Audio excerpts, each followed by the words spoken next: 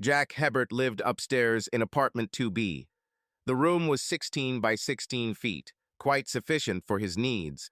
The beige carpet was only 12 by 16 feet and ran the length of the room, but ended 4 feet from the small kitchen. The owner laid some pretty good linoleum tiles there. The linoleum continued into the small bathroom. Jack placed a simple bath mat in the small bathroom, and the small mat almost took up all the available floor space. But that was enough for him.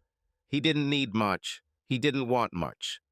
Jack Hebert certainly didn't want the 3,200 square foot house his wife insisted on. At first, he objected. There were only 3 of them. He, she, and their 16-year-old daughter. They just didn't need that much space. Moreover, Deirdre will most likely move in 2 years. The girl didn't talk about anything other than going to Florida State University after seeing a photo of the campus. But, as usual, Jack gave in and paid 25% of the down payment, $5,500. Then, 2 years after Deirdre moved in, Jacqueline said the usual things to him. "We've grown apart. It's not about you, it's about me, and this will help us connect again." He wondered how a 47-year-old woman taking a 31-year-old lover was going to help their relationship.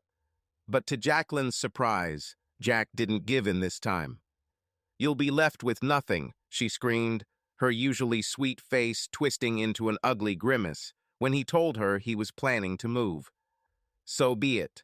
At least I won't end up with a wrinkly old slut," he said, and finished packing his suitcase. Miller Electronics sold him equipment. It was easy to hide throughout the large house. Jacqueline was not very meticulous in cleaning the house, not very attentive to her surroundings. He learned that Jacqueline's lover was a teacher at Baylor Lake High School. That's how they met.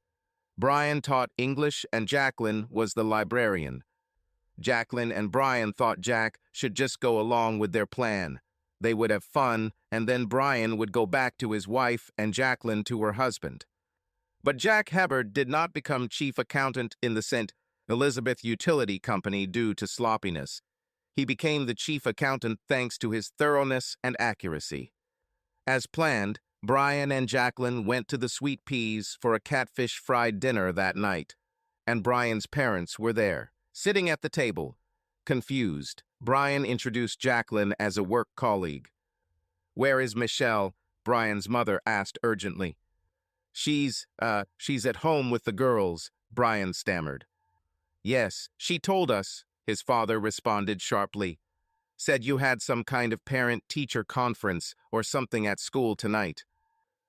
Yeah, we really did. But we had a little break, so we decided to get something to eat," Brian stuttered. "Yeah," both of Brian's parents said, making it clear that they didn't buy his lame excuse. After a silent dinner, the not-so-loving couple went to Foxtrot's lounge to dance. Jacqueline loved to dance, but Jack didn't like it. He had both left feet. And Jacqueline's mother and stepfather danced at Foxtrot. "Yes, honey, your husband gave Roger a couple $100 here. Told him to bring me here to dance and drink," her mother giggled. She then looked at Brian and raised an eyebrow. But what are you doing here?" she asked her daughter. "We, Jack doesn't really like dancing, so, Jacqueline stuttered. "Come on, Monique, they're playing our song," Roger insisted. "That's not our song, you stupid old fool," Monique laughed, but allowed herself to be pulled back to the dance floor. But Jacqueline was determined to go through with her affair, if anything, if only to show her long husband that he couldn't ruin her evening. Brian loved it. Dinner and dancing were only a means to an end. "Damn, nice house," Brian whistled as he pulled up to the Baylor Lake home on the South Shore. "Thank you," Jacqueline croaked. They walked into the house and Brian generously squeezed Jacqueline's saggy ass. "Hello, Brian," Michelle said, sitting on the living room couch. What? What are you doing here?" Brian almost shouted. "Oh, I thought I'd show your wife and your daughters where you'll be living," Jack Hebert said as he walked into the room with a box of things. "Hi, Jacqueline. I just came by to pick up some of my things." "I already told you yes," Michelle whispered. her voice quiet and controlled. I already told you, after Stacy, I said that's it. This is the end. The pregnant woman stood up from the overly soft sofa, walked up to Brian, and punched him hard in the face. Well, it looks like you have a lot to talk about, so I'll go, Jack smiled. The girls really like the pool. Creature, Jacqueline hissed at the smiling Jack. Yeah, by the way, you owe Danny $12 for babysitting Millie and Mandy tonight, Jack said, pointing to the girl next door who was splashing around in the pool with two girls. Then he left the house.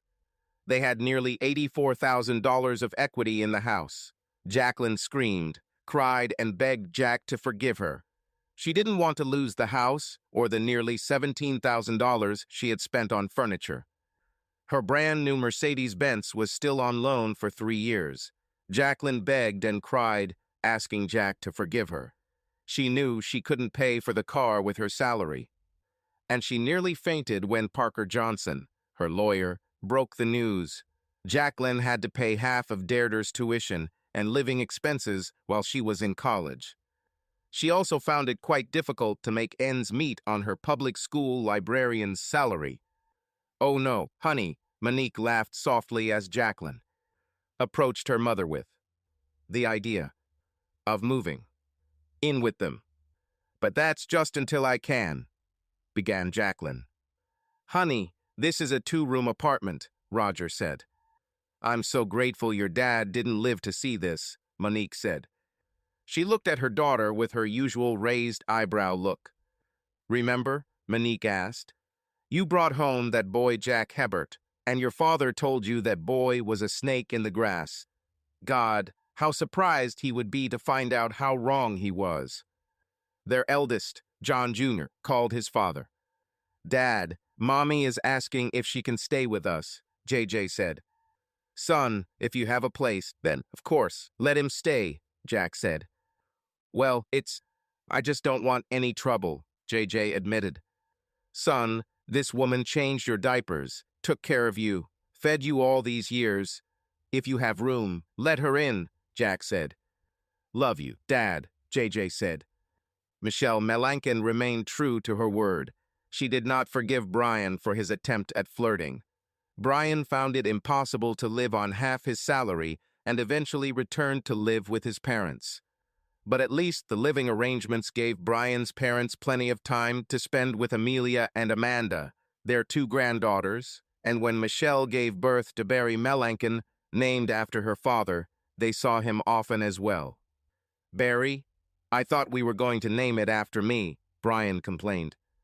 We were going to, Michelle replied sharply. But your betrayal has convinced me that there is no longer a we between us. Jack originally intended the apartment to be a temporary solution, but found that he liked not having to spend hours mowing the lawn, raking leaves, mulching the garden, planting flowers, or cleaning the pool. He discovered that he liked not having to change the wallpaper, paint the spare bedroom, or rip out the old carpet. Jack discovered that he liked not having to clean out the garage, attic, or tool shed. There was a closet in his apartment. He found that it could easily accommodate 12 suits, 12 shirts, and 24 ties. There were also 3 pairs of shoes, a long coat, and a short jacket. The small chest of drawers in the closet was big enough to hold his 4 pairs of jeans, 12 pairs of underpants, 12 pairs of socks, and 4 t-shirts. The furniture was minimalist. Jack had his favorite rocking chair, 2 bookshelves, a small table and 2 chairs for the dining area, and a full-size bed. He didn't even have a TV. He briefly thought about using the TV in Deirdre's room, but couldn't think of any TV shows he wanted to watch. Jack Hebert was a big Saints fan, but Red Sports Bar had a 61-inch LCD TV and cold beer and crazy hot chicken wings and cold beer and jalapeno nachos and cold beer. If he really wanted to watch a TV program, he could use his laptop. He discovered that he liked to cook. Jacqueline always yelled at him for making a mess when he tried to cook. But here, it was either microwave frozen dinners or learning to cook. That's how he learned to cook. Jack was returning home one evening. A coworker gave him a new fried chicken recipe, and he happened to have chicken legs when he happened to look at a colorful building. Jack drove the same route day after day, passing this building day after day. Why he decided to look at him at that particular moment was unclear to him. The curtains were open. He looked at the glass window of the Kizzy Dance School, and inside there were 7 couples, swirling and gliding. The sound of a car horn brought him out of his trance, and Jack turned and pulled into the building's parking lot. Then he sat in the car and watched. He watched as an attractive young woman with a beatific smile on her pretty face showed them some basic moves, then motioned for them to start again. Although he couldn't hear the music, the smooth movements of the dancers filled Jack's head with music. Then the class seemed to end. Some couples stayed to chat. Others walked out into the twilight and got into their cars. Jack made a decision and got out of the car. "Hi, do you need help?" The young dance instructor smiled, separating herself from the elderly couple. "Yes, I'm not a couple, but do you teach individually?" "God, it was so beautiful watching them dance," Jack stuttered, now wondering why he was here. Kizzy smiled wider and took his nervous hands into her warm ones. "Today is your lucky day," she insisted. "Okay," Jack said, not feeling particularly lucky. "Let's see what we can do," Kizzy said, pulling him towards the counter. He agreed to enroll in her 12-week program and promised to be there on Wednesday night. 6 o'clock, and I'll introduce you to your dance partner, Kizzy said, handing him the receipt. "Oh, it really is my lucky day," Jack smiled. Even as he prepared dinner, Jack couldn't help but hum the music he heard in his head as those couples danced before his eyes. Jack met Jacqueline Adams at Cabrini High School. She and her family had just moved from Stepping Stone, Louisiana, so her father could start working at the Baggett mattress factory.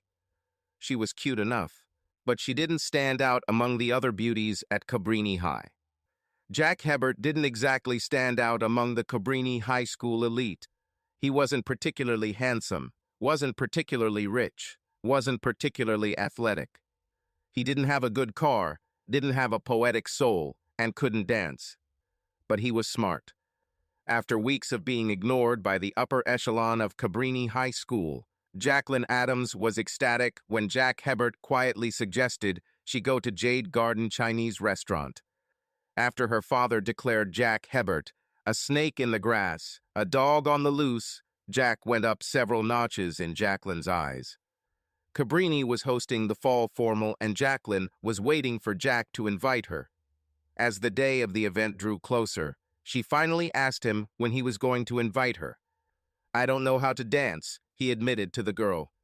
So she went with Joe Manzella, and suddenly Jacqueline and Joe became a couple. Jack was a little disappointed, a little offended. He was also practical. They were 18 years old. They were free to date whoever they wanted.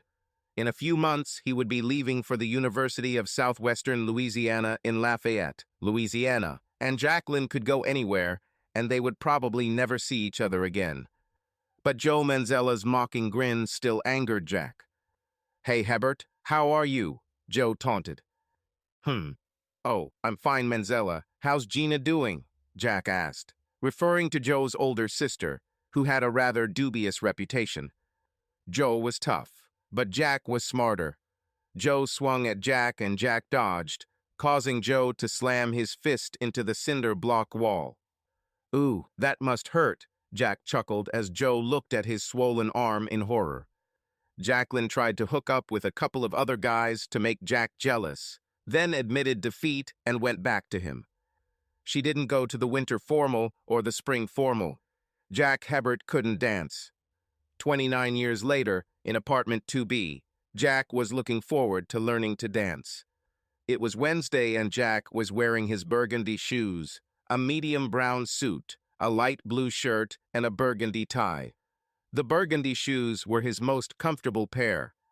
"I'd swear it's Wednesday," Jill, one of the HR administrative assistants, commented as Jack walked past her cubicle.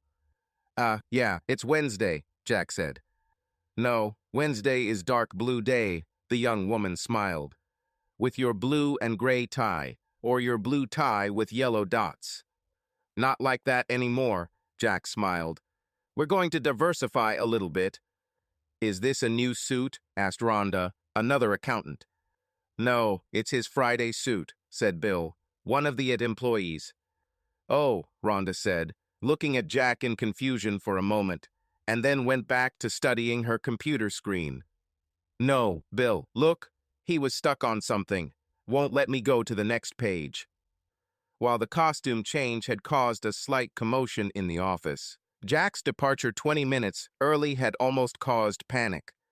He headed to Tommy's Po' Boys, a small restaurant near the dance school, and almost ordered his usual dish, a ham and cheese sandwich with olive dressing. No, you know what? Give me a big shrimp. Yes, there is hot sauce on the table. Yes, give me shrimp and Coke, Jack ordered. He ate his sandwich happily, checked his watch again, and then walked into the next building. He nervously sucked on a mint and retreated from the other customers. They were all in pairs. Great, you're here. Kizzy smiled brightly when she saw Jack. I want you to meet Michelle Melanchon, your partner.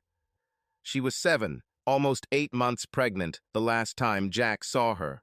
All he remembered about her was that she was a sweet and plump young woman with 2 very beautiful girls, and that her beautiful face was stained from crying and then red from anger. Michelle Melanchon was 4 feet 11 inches tall and probably weighed about 170 pounds. Her little face was round, her mouth was like a button, her nose was a little knot on her face, and her big brown eyes were round. Her bright orange hair was tightly curled.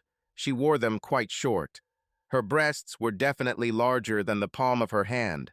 Her stomach had not completely lost fat after pregnancy. Her hips were round, and her ass was also round. The tight jeans made her thighs look thick. Michelle Melanchon was around everywhere. Hey, Bubbles, Jack said without thinking as he greeted her. And she burst out laughing. Why do you call me that? She laughed. I don't know, he admitted, blushing a little as they were now the center of attention for the other couples. That's the first thing that came to mind. He learned that her parents had paid for 12 weeks of dance lessons for her. It was a way to get her out of the house for a couple of hours. But when Michelle showed up for her first lesson, Kizzy admitted they didn't have any male partners for her. This was normal for Michelle. She sat and watched the class, admiring their movements. Then Kizzy messaged me and told me to come here this Wednesday, Michelle said happily. Jack was sweating by the end of the first period. Halfway there, he had to take off his jacket. Michelle then lifted her small hand, loosened his tie, and undid the first button of his shirt. She didn't think twice. She just raised her hand and did it. That's better, isn't it? She asked as they started dancing again. Relax, Jack. Let the music move you, Kizzy encouraged. When the lesson ended, Michelle grabbed his hand. Will you be here next week? Please say you will. I had so much fun, she said cheerfully. Did you have fun? Dancing with such an old man. He smiled, picking up his jacket. You're not old, she said. Twice your age, he countered. Yeah, so what? She said. I'll be here, he smiled. While dancing with her, he tried to look into her big brown eyes. But from time to time his gaze fell on her impressive breasts. Then he realized what he was doing and quickly looked at her again. And she smiled at him with a warm smile, and he blushed. But when she ran out of the building, he saw her big ass in tight jeans. As if she felt his gaze on her, Michelle turned to the door and smiled broadly at him. Did you have fun? Asked Kizzy. You know, I actually did just that. I mean, I know I'm terrible at it, but I really had fun, Jack admitted.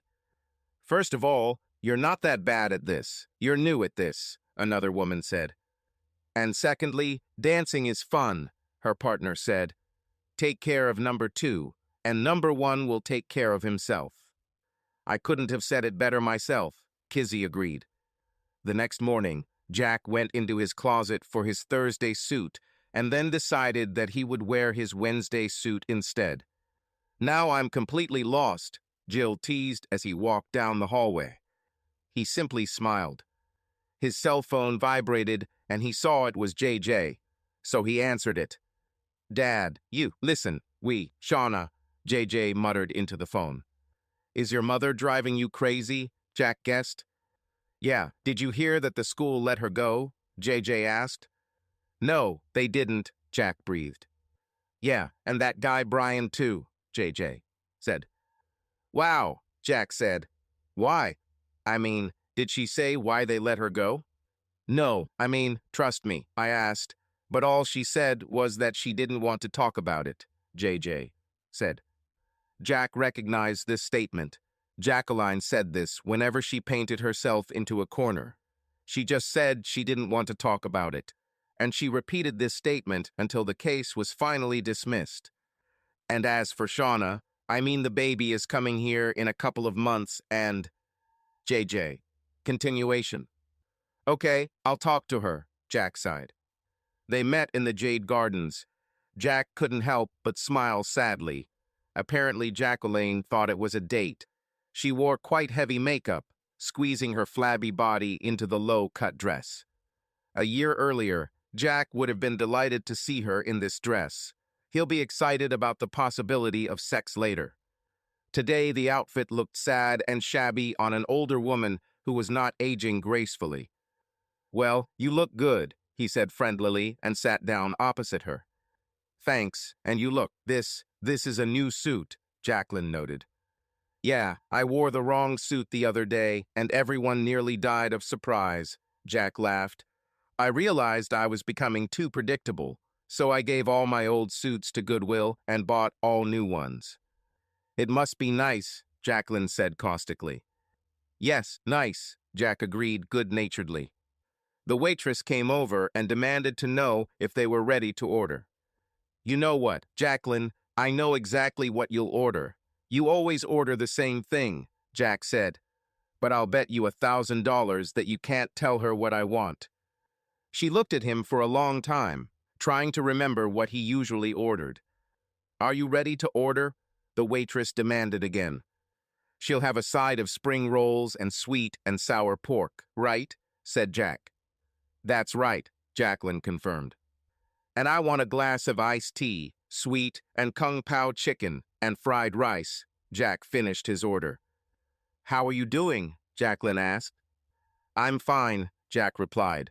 "Everything is fine at work. I have a small bachelor apartment. As I already said about my new suits, they've gone up in price since the last time we bought new suits, and Rhonda just announced she's pregnant, so I'll be looking for a temporary replacement.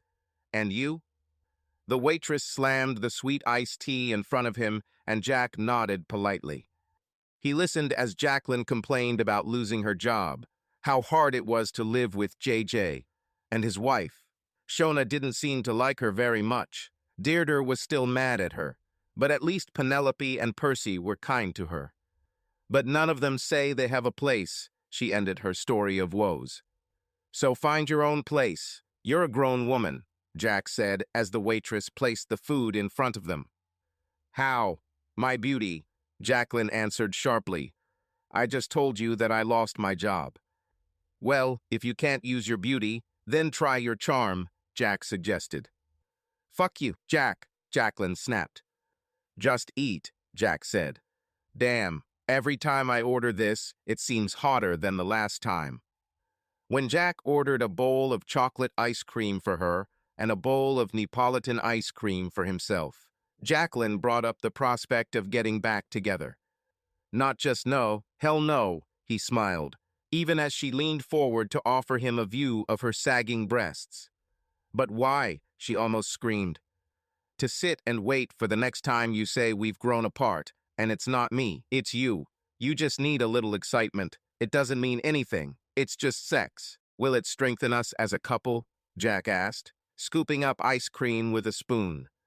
Jacqueline seriously considered throwing her ice cream at him onto his new suit. The waitress returned and slammed the bill onto the table. Jack quickly checked the paper and placed his credit card on the small tray. The dissatisfied woman immediately took it away. Maybe it was the hormones, Jacqueline suggested. I'm getting older. My periods are becoming less frequent. And instead of going to Dr. Pellier, you decided to sleep with another man, Jack said, signing the bill, adding exactly 15% of the tip. But he was so understanding. Unlike you, always so busy, and Brian. Jacqueline continued to complain. I've always been so busy with all this crap you decided needed to be done right now, Jack said, standing up. I was always too busy driving our daughter around. He shook his head regretfully. You know what I didn't hear? I heard all this crap. It's my fault. It's hormones. Brian listened to you, Jack said. But I never heard Jacqueline say she was sorry. I never heard Jacqueline say it was her fault. But I'm sorry, Jacqueline said quickly. JJ and Shauna need this bedroom for their baby, Jack said. So you need to find yourself a small apartment or something. And St. Elizabeth's courtroom has a program to help you find a job. Use it. Jacqueline burned another bridge behind her. When she returned to the small house where JJ lived, and Shauna, she screamed at Shauna, calling the girl a bitch. Thanks, Dad, JJ said, with bitterness in his voice on the phone. Nah, I talked to your mom and told her you need this room for the baby, Jack countered. What did she say or do after that? It's already on her conscience. When Jack walked into the St. Elizabeth's Public Utilities office on Friday, wearing an unusual outfit of khakis and a button-down shirt, it almost caused panic. But when Jack walked out of his office at 5:10 the following Wednesday evening wearing tight blue jeans, a light blue t-shirt and loafers, his suit slung over his shoulder, it caused a slight seismic shaking in the building. And you leave 30 minutes early? Rhonda asked. Go, Jack, encouraged Garrett, one of the employees. At Tommy's, Jack ordered a fried oyster po' boy and a Coke. After he finished his meal, he agreed that the hot ham sandwich with olive dressing was still his favorite. But hey, you won't know until you try, he said out loud. Michelle was waiting for him and smiled widely as she ran up to him. This looks so much more comfortable than that boring old suit, she complimented, stroking his arm. Hi, Bubbles, you look good too, he smiled. She laughed with joy at being called Bubble. He was much more relaxed and really enjoyed the lesson. Well, back to the kids, Michelle said as Kizzy congratulated everyone on a great lesson. I'm sure Barry is hungry by now. Barry? Oh, yes, baby, Jack smiled. How are the kids? Millie really asks more and more why we can't live with Daddy. Mandy also starts whining about it, but only because Millie whines, and if Barry has a dry diaper and has breasts, he's happy, Michelle admitted. She winked at him as his eyes involuntarily went to her large breasts. See you next Wednesday, Bubbles, Jack smiled. I'll come up with a nickname for you, Michelle threatened. Yeah, I can't wait, Jack said. Percy was the next of his children to call Jack, complaining about his mother. Dad, please do something, Percy whined. She's only been here 2 days and Addison is already ready to kill her or me. What am I, a punisher? Asked Jack. That's what Jacqueline asked when he called her to tell her to move out of Percy's studio apartment. My apartment costs only $425 a month. You can't say you can't afford it, huh? Asked Jack. I lost my job, Jack. It's hard to rent an apartment without money, Jacqueline squealed. Jacqueline, we sold the house, Jack reminded her. We were each given a check for $42,000. Where did all this money go? She didn't answer his question, only begged him to reconsider making peace. Remember what you told me when I suggested going to the Catskills? Jack asked her. My last vacation, I said, hey, why don't we go to the Catskills? We loved it so much last time. Do you remember what you answered? No, you know I don't remember, she replied sharply. But I'm sure you remember.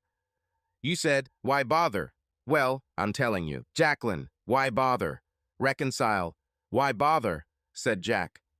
Penelope let her mother know that no matter how much she loved her, there simply wasn't room for her in her apartment. Besides, Mom, you hate dogs. Both Samson and Delilah were here first, Penelope said as her two Irish wolfhounds whined and demanded attention. Okay, Jack, where are you going? Jill demanded to know as he walked past her cube, holding a suit on a hanger. I'm sorry, he laughed. I don't ask you where you're going every time you leave here. Yeah, but I don't smile like that every time I leave here, she smiled. Jack knew that if he told Jill, before his first cup of coffee the next morning, every employee at St. Elizabeth's Public Utilities would know about it. Everyone knew he was divorcing Jacqueline, and they knew why. Women would come up to him and call Jacqueline a bitch, telling Jack that not all women were like that. And worse, the men either silently patted him on the back or avoided him altogether. Okay, Jill, but you don't tell anyone, Jack said. Oh, you know I won't, Jill promised, her eyes lighting up with excitement. Well, every Wednesday, after my divorce, how am I supposed to live by half, huh? Said Jack. I know, that bitch, Jill agreed. So, I work as a male model for art classes at ULD. Every Wednesday, Jack whispered. What are you doing? Jill asked, her eyes wide with disbelief. Yeah, Louisiana State University at DeGard, asked Jack. So, do they have these art classes? $100 to take your clothes off and just stand there. The first time I did that, God, I was so shy. One girl said she had run out of red paint trying to capture my blush, but hey, after that. Jack made it to his car before he burst out laughing. He was still laughing when he entered Kizzy's dance school. Okay, Hammer Jack, what's so funny? Michelle demanded, grabbing his arm. He blushed, but told her what he had told the famous gossip at his place of work. They both laughed together, covering her mouth with her hand. Well, I'd pay to draw you, she admitted as Kizzy called the class to order. Okay, Hammer Jack, are you ready? Michelle teased. Yeah, that's what all the ladies tell me, Jack replied.